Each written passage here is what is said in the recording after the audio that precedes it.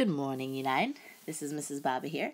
You're going to have to excuse me if there are any mistakes in this flip lesson just because I'm still trying to learn the software and I'm not quite sure how to use it. But I'm going to give it a fair shot.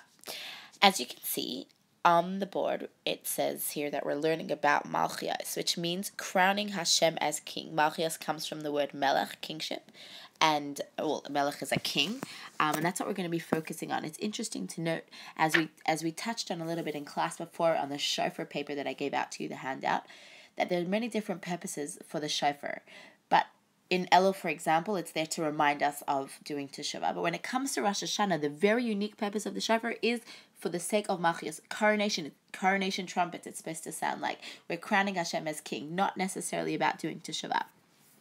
And this seems to be a really strong focus of Rosh Hashanah, and we're going to try and understand why. Why this day are we choosing this day to crown Hashem as king? What is it all about? So, Amar HaKadosh Baruch Hu, Imru Lefanai b'Rosh Hashanah Malchias Zechronos v'Shofros. Hashem said, on Rosh Hashanah, come before me and say verses of Malchias, which means sovereignty, crowning Hashem as king, Zechronos, which means remembrance, or remembering specific occasions, and the shofar blast. And we see this throughout. This is the focus. It comes up in davening. You'll learn about it. This is exactly what Rosh Hashanah is all about. Malchias, Zechronos, and shofars. And here we see the direct quote where Hashem is telling us to do this. So here are a couple of the parts in tefillah that you'll see when it comes to davening. These things will come up. For example, the first one, Hayom haras olam, Hayom yamid ba'mishpat kol yitzurei olamim.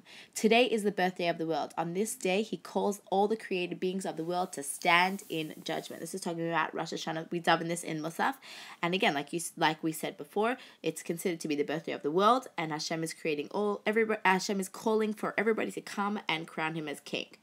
In addition, this is also in the Shemona Esrei, Zeh hayom tchelas ma'asecha, zikaron liyom rishon. This is the day that is the beginning of your work, a remembrance of the first day. Once again, we see here that the davening is talking about how today is the very first day of creation and how important that is, that, again, it's the beginning of your work. So we have this really, all these different psukim, and now we have this really strange question. Oh, let's see if I can make it bigger. There we go. 1 second. Rosh Hashanah is not the day that the world was created. Wasn't the world created on Chaf Elul? So why are we talking about today is the day that is the birthday of the world? Why are we saying that it's Techilas Masecha, that it's remembering this day is the creation of the world? Something doesn't seem right. So if Chaf Elul is the day that the world was created, why do we celebrate Rosh Hashanah and crown Hashem as king on Aleph Tishrei, the day that man was created? Because as we know, Chaf Elul is 6 days before Rosh Hashanah. So what was created on day 6? Adam and Chava were created on day 6, on Erev Shabbos.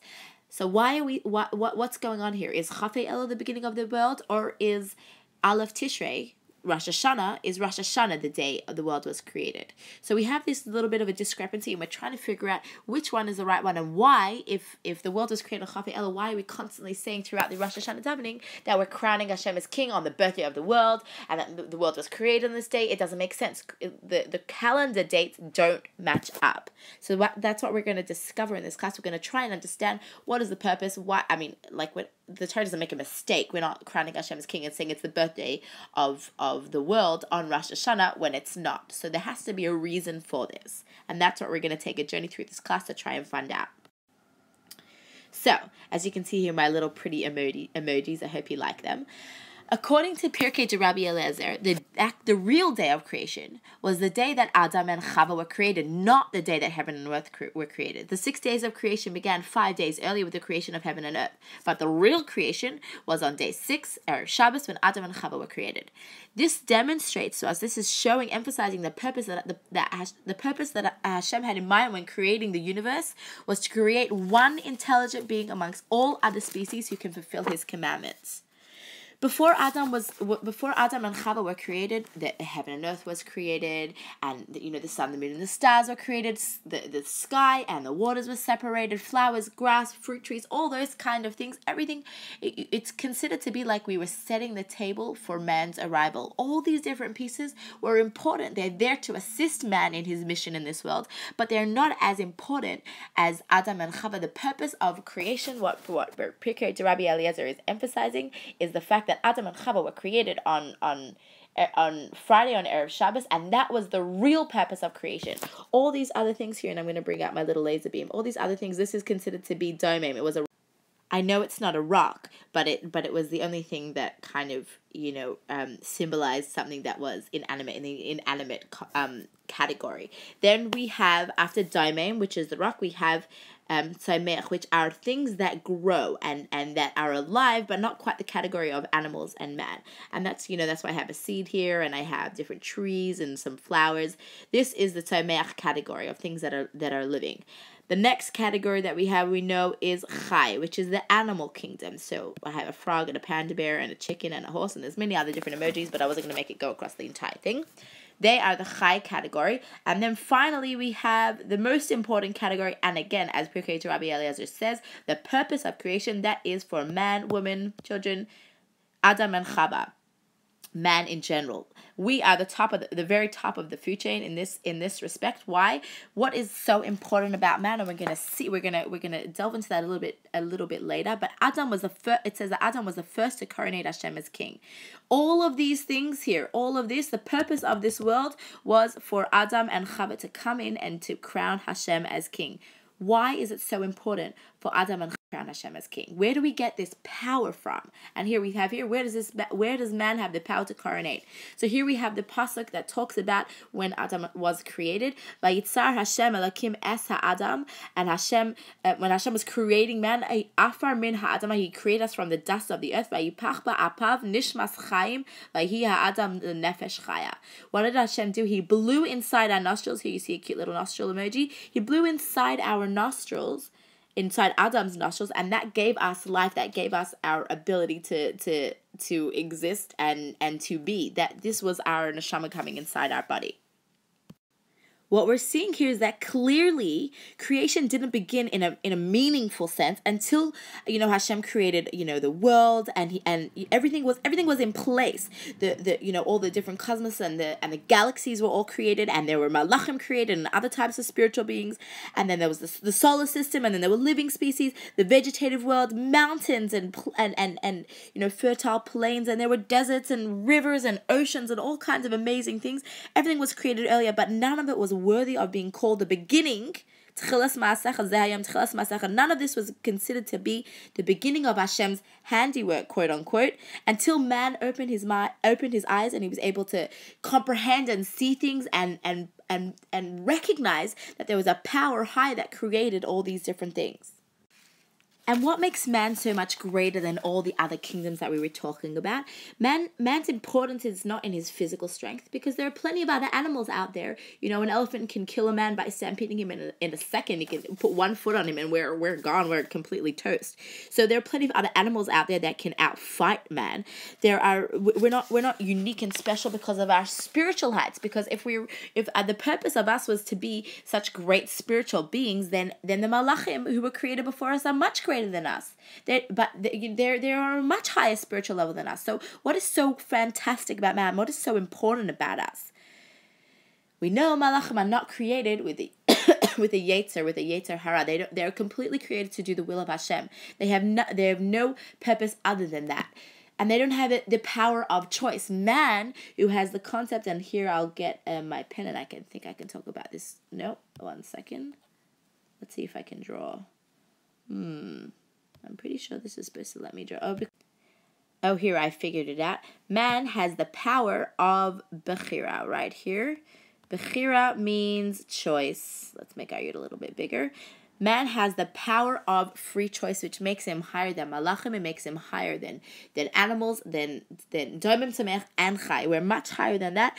Because why is that? If we have the power of choice, With choice comes the ability to deny Hashem as our king. We can either choose to recognize it or we can choose to deny it completely. And therefore, that makes us so important and so valuable. Because it doesn't matter whether the Malachim can't choose Hashem as king. They don't have the will or the power. They don't see the difference between black and white. But us, we can choose. We have the power, which makes it valuable. You know, if a 15-year-old goes to vote and they don't have the ability to vote, then it's a donkey vote automatically. That it doesn't have any purpose. Whereas when you're an 18-year-old citizen in Australia and you go and you place your vote, it counts for something. Because you have the ability to say, yes, I want this man as a leader, or no, I do not want this person as a leader. Do you understand that the value is in our choice? And that is why the sixth day of creation, on Yom Shishi, was the climax of all creation, of the whole entire Brias HaOlam, and that's why its anniversary is on Rosh Hashanah. When Adam and Chava came into the world and said, this is our king, and they anointed Hashem as a king, in this sense, Rosh Hashanah is the beginning of Hashem's handiwork. This is the reason, the whole purpose of creation. So nothing could happen until man came onto this planet and said, Hashem, you are our king. This, girls, is where the concept of Ein Melech B'lai Am comes in, and it's one of my favorite concepts and ideas about Rosh Hashanah, and it really makes us realize our value and our responsibility as well. Because what is a king? There's a concept of Ein Melech B'lai Am, as we see here. Let me get my little laser beam. Ein Melech B'lai Am, that there's no such thing as a king without a nation. If I decided to go and buy myself a little island off the Caribbean, because I'm a millionaire and I can afford islands, so with my teaching salary, of course. So I go to this island and I build myself this tower, this type of castle, and I sit in it. And that island is completely abandoned but for me, and I call myself Queen Mrs. Barber of this Caribbean island, right? Am I a king? No, of course I'm not a king, because there's no nation there to serve me. Who am I king over? What am I king over? The grass? Thank you. That makes me really nice and powerful. It doesn't mean anything. In addition, it's not just about actually having a nation. Hashem needs a nation. We need to crown Hashem king in order for him to be king, right? We need to be a nation, but also the power of the nation. Barack Obama is a really, really powerful man. He is the president of the United States. He is the leader of the free world. Now, his job title is President of the United States. What if he was President of Uzbekistan? Does that make him as powerful? He has the same exact position. Why is the leader of Uzbekistan not as powerful as Barack Obama? What's the difference there if their job title is exactly the same? The difference is in the in the nation. The nation of the United States of America is so powerful. It is the greatest nation in the world at the moment. The most powerful nation in the world, right? And they have the most sway in things and the most influence. For now, at least, until China comes in, right? But of course, what we have to see here is that the nation of Uzbekistan doesn't have as much power and influence in the world. So therefore, the king, the person who's in charge of the United States of America, automatically has a higher ranking and a higher level of influence because of the because of the nation's greatness. So us as Jews have the power to be the greatest nation in the entire world, but we have to coronate Hashem as king. We have to take this crown and put it on Hashem and say, Hashem, be our king. Avinu Malkeinu, be our king for us. Because Ein Melech B'lai Am, there's no such thing as a king without a nation. And again, the king's greatness will depend on the nation. So if I'm on an island by myself, I don't have a nation, which doesn't make me a king. In addition, if I am a leader of a smaller country versus a bigger country, the bigger country, I'll have a lot more recognition. As well as that, the Vilna Gaon comes and explains to us the difference between what is called a moshel, I'll write the word over here so you can see it, moshel, and a melech over here. A moshel is what would be known today as a dictator or a tyrant. Let's get my laser beam. A dictator or a tyrant is a moshel. It's considered to be a ruler. What's the difference between a moshel and a melech? A moshel comes and he forces his reign upon people against the wishes of his subjects. So he says, I am your leader, you have to listen to me no matter what. And hence we have, we don't have to look too far to see in our modern day world where there are dictators around. But the difference between Moshel and a melech has the wishes of has the acceptance of his people and the recognition of his subjects. There's a very, very fundamental difference. Hashem is not a Moshel. He is not a dictator. He is a melech. And it is our job then on Rosh Hashanah, one of the holiest days of the year, to crown Hashem as king and say, Hashem, we recognize you as a king and we want you as our king. Not just it's not just your job and duty. You have to actually bring up that desire and say, Hashem, I want you as the king over me. How powerful is our ability as Jews? Isn't that amazing that, your vote counts for something? Hashem's sitting there and he's waiting for us to coronate him. And that, again, as we said, that's what the shofar is all about.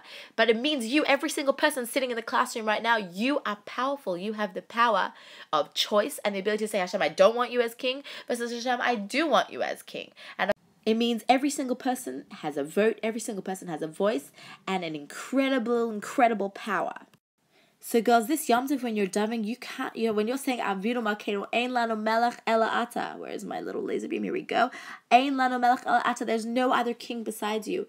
Just don't forget that you have that incredible responsibility, and you are so important. And don't forget that's the purpose of the entire world being created. The entire world. Could you imagine? All 6 days worth of creation is waiting for you sitting there to say, Hashem, I want you to be our king. That's Hashem is waiting for that the entire year.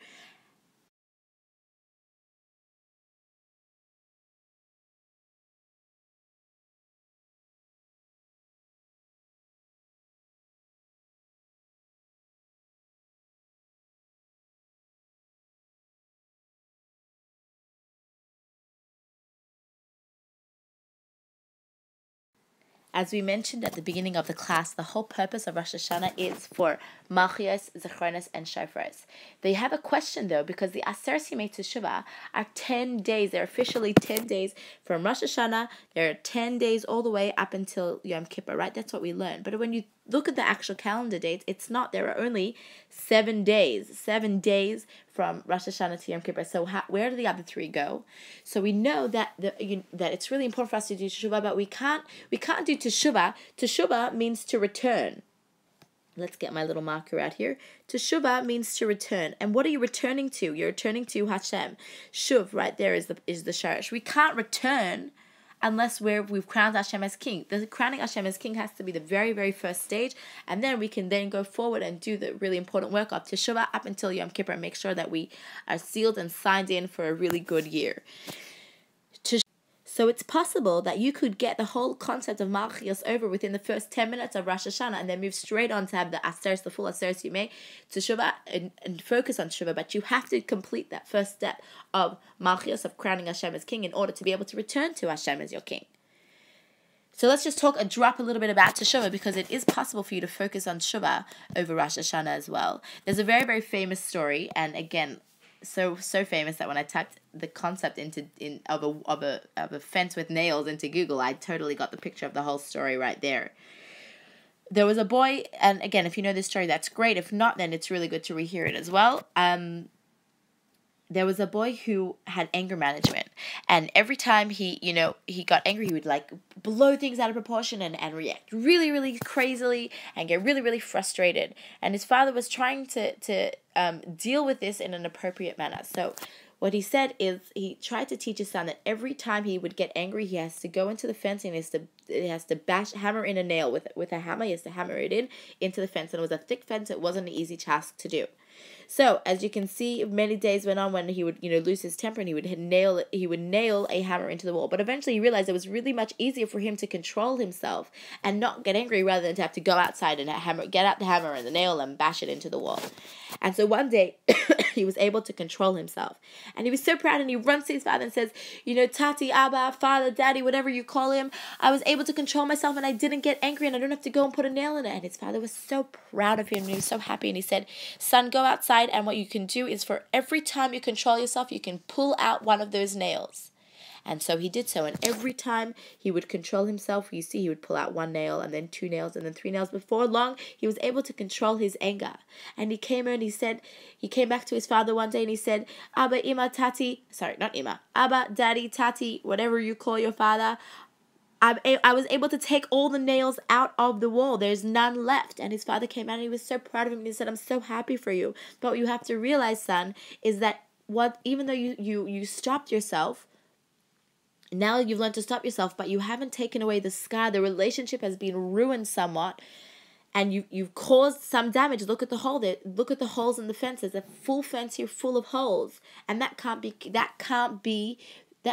fixed.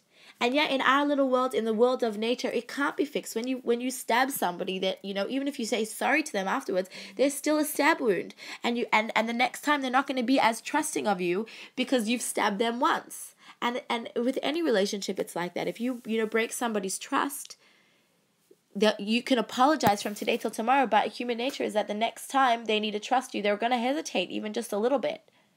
So what do we see here? Is teshuvah the same way as man's forgiveness? Absolutely not. Real teshuvah, what Hashem says is that, and we touched on this a little bit when we were talking about Elul, real teshuvah is higher than this. Because when you do teshuvah, when you do proper teshuvah, it's not like there are holes in the fence. It's as if Hashem wipes the slate completely clean and there's not a single hole left. It would be as if the boy went out to the fence and it was a completely brand new, fresh painted one. All the holes were filled in. There was no remnants of any holes being there to begin with. That is what real teshuvah is like. And we see that, and we touched on this, that teshuvah is actually, and I'm going to get it over here, teshuvah is actually higher than Torah. It's much higher than it. Why? Because in Torah, you have to suffer the consequences of your actions. When you do something, when you do an action, there is a reaction. There is a consequence, even if you do teshuvah officially. But officially, you still have to get the consequence. But real teshuvah, Hashem tells us, is higher than Torah because you don't actually necessarily have to suffer the consequences of your actions if you're truly, truly repentant and you've done teshuvah. This is just a really nice idea to keep in mind when you're davening and you're asking Hashem and you're doing teshuvah for the things that you have done. When you do proper real teshuvah, it's not like man where you're repairing the relationship, but it's not as strong anymore and that you've done damage. You're actually starting from scratch and wiping your slate clean, and that's an amazing. That's why we see Hashem is obviously much higher than man, and we have to try and emulate him. That when someone does us wrong, when someone does the wrong thing to us, we try and emulate Hashem, and we don't hesitate the second time, the next time it comes around. So if somebody breaks our trust, we don't just lose that trust completely in them. And even if they apologize profusely the next time, we don't hesitate to trust them again. But again, that's a really hard level. But what we can know is that Hashem is able to do that for us, and He is willing to do that for us. All we got to do is do real teshuvah.